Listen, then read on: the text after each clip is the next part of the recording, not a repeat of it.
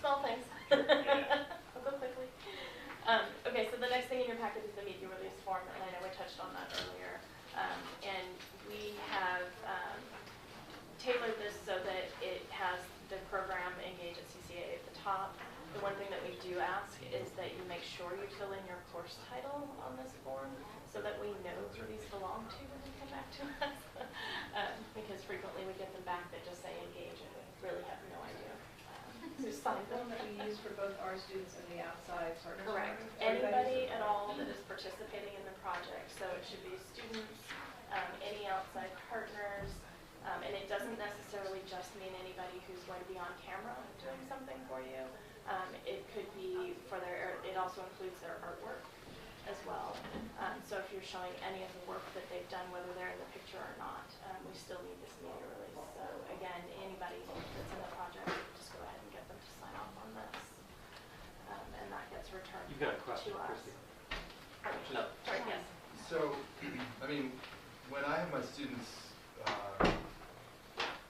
document people, they always have the subject sign a release form anyway, just so that the student can use that in their own work, and the person's giving consent. Would this cover that as well, or would there really need to be signed too? No, this covers us as well as any of our community partners, being the students. If they're doing documentation specifically for an Engage course, this document's been tailored for that, as well as our community partners that we're working with to also be able to use our Engage documentation. So if it's a student doing it outside of the class just for their own work, they should have their own. But this one has been tailored specifically with CCA language. So, I'm not sure. So let's say the student wants to post their documentary profile on YouTube or on their own website. Would they then need to have a separate release form signed for that, or would that cover both? This covers that as part of the Engage documentation, yeah. And they all have to come back to you. Yes, and it should come back to the center, yes. Are these up on the website as well in the instructor forums? They are not but they will in, I think they're on our website, but not on the staff forums. Okay. They will be. What I would encourage you to do if you are teaching a course now and you're sitting here and you have your page open is to actually fill out the title of your class and the name of your partner, and then you can just photocopy this and use that as your form.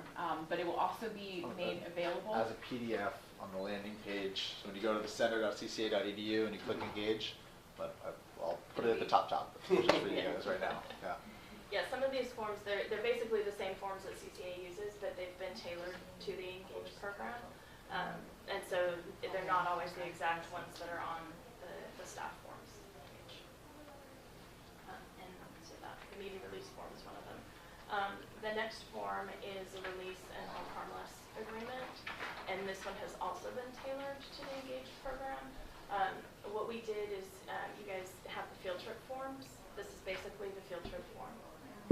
But again, it's been tailored to use the Engage at CCA, and you can fill out one form for the whole class. This is also something that every student needs to fill out, and it should be for the entire duration of the course, and then the location that they'll be going to.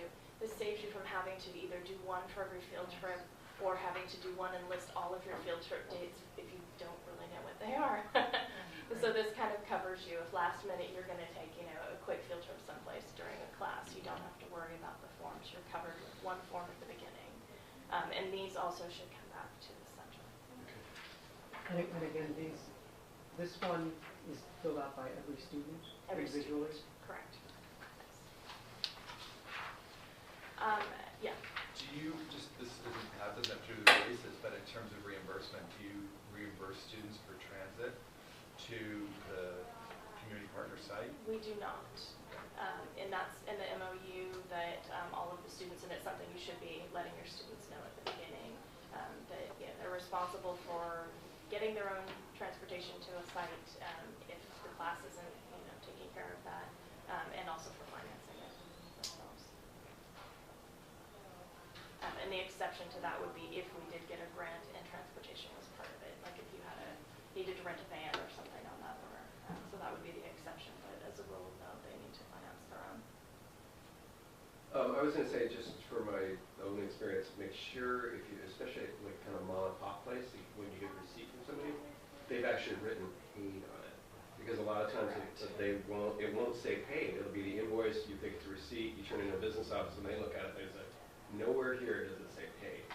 And it can be written across, paid with a circle around it, that's all they need to see, but if it doesn't say that, the business office won't take it. Right, yeah, So that is. and it's going back a month later saying, hey, did you make this paid? It's paid. Right, yeah. I've done that, called a couple vendors and tried to get, documentation that something's been paid, so I'm willing to help with that process, but yes, it's much easier if it happens in advance. Getting proper things. We also had a circumstance come up, which is, probably something that will happen more often now. We learn as we go. But purchasing from Craigslist.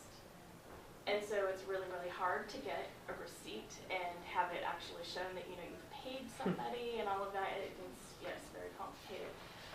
And so in that case, my suggestion, it was actually a student for a grant project, that they take a printout of the listing from Craigslist and have the person write their name on it, put that it was paid, how that student paid it, and the student's name that did pay it. And that works for the business office. So again, if you have any circumstances that don't seem, kind of neat and tidy, give me a call. I'm happy to troubleshoot and see what we can come up with. All right, last couple of things. Insurance is also something that you'll see in your MOU, and there's nothing in the packet on that. But it is a section in the MOU, and that's come up frequently. The college, obviously the whole harmless agreement is kind of part of it. The college does carry liability insurance, which will pay for circumstances that happen off-site for a CCA-sponsored project. So that does cover the engaged courses. However, they do not cover any physical illness or health issues for anyone that's doing a project at CCA. So that would go through either a student or faculty person's regular health insurance. And so they wanted to make sure that we were very clear on that point. And then there's also a clause for negligence. So if a student is working on a project and does something that is considered negligent, they are personally responsible. And again, that's reflected in the language of the MOU. So we're not trying to string anybody out and leave them without coverage for things, but we want to make sure that the students are aware that any negligence on their part, they will be held personally responsible and not CCA. And then, last but not least, donations. Can I ask a yeah. insurance question before we leave that? My students I'm concerned about where they're shooting because it's a dicey neighborhood. Mhm. They're going to be carrying expensive gear. The hotel is under reconstruction. It seems like, a little bit of a setup for something to go wrong, and I'm wondering what would get covered if a student or a resident was injured or gear was stolen. And I did ask specifically about the equipment in your case. And basically what I was told with the equipment is whoever checks out the equipment is responsible for it, regardless of the circumstances. And so what would happen, we do have insurance for the equipment specifically, but there is a $10,000 deductible on it. So the odds of them actually using the insurance are kind of low on that. And so then it becomes kind of a case-by-case basis with the college, whether or not they replace the equipment, whether or not they would then loan it out again for this project. And so that, and I know in your MOU specifically, I did put in language regarding that, because CCA, they would then have the right to say, no more equipment for this project, it's too risky, and basically cut it off. And so when I did use your specific example when I was talking with Ken in the business office, and he basically said, it's kind of up to you guys to make sure that, first of all, people are safe